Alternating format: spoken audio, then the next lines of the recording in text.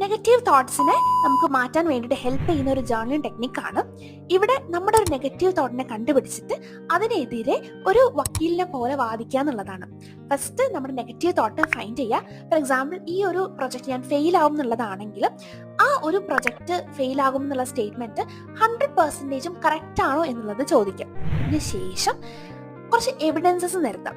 Positive ആയിട്ടുള്ള evidences like ഞാൻ ഇത് മുമ്പ് ചെയ്തിട്ടുണ്ട്, നിനക്ക് അതിനുള്ള കേപ്പബിലിറ്റി ഉണ്ട്, നിനക്കത് ചെയ്യാൻ പറ്റും എന്നുള്ള രീതിയിലാണെങ്കിൽ. നെഗറ്റീവായിട്ട് മേ ബി ഞാൻ കുറച്ച് നെർവസ് ആണ്, ഞാൻ ഫെയിൽ ആയിട്ടുണ്ട്, ഇതെനിക്ക് ചെയ്യാൻ പറ്റും എന്നുള്ള കോൺഫിഡൻസ് ഇല്ല എന്നുള്ള രീതിയിലായിരിക്കും. ഇതിന് ശേഷം ഇതൊന്ന് റീഫ്രെയിം ചെയ്യാം. ലൈക്ക് ഞാൻ മുമ്പ് ഫെയിൽ ആയിട്ടുണ്ടാവാം, ഞാൻ കുറച്ച് നെർവസ് ആയിരിക്കാം, ബട്ട് ഇനി അത് ചെയ്യാനുള്ള കേപ്പബിലിറ്റി ഉണ്ട് and I will do it എന്നുള്ള രീതിയിൽ ഒന്ന് റീഫ്രെയിം ചെയ്യുക. അടിപൊളി ടെക്നിക്കാണ്. നമ്മുടെ ഒരു തോട്ട്സ് ഒക്കെ ഒന്ന് മാറ്റാൻ വേണ്ടിയിട്ട് ഹെൽപ്പ് ചെയ്യും. Follow for more. Thank you.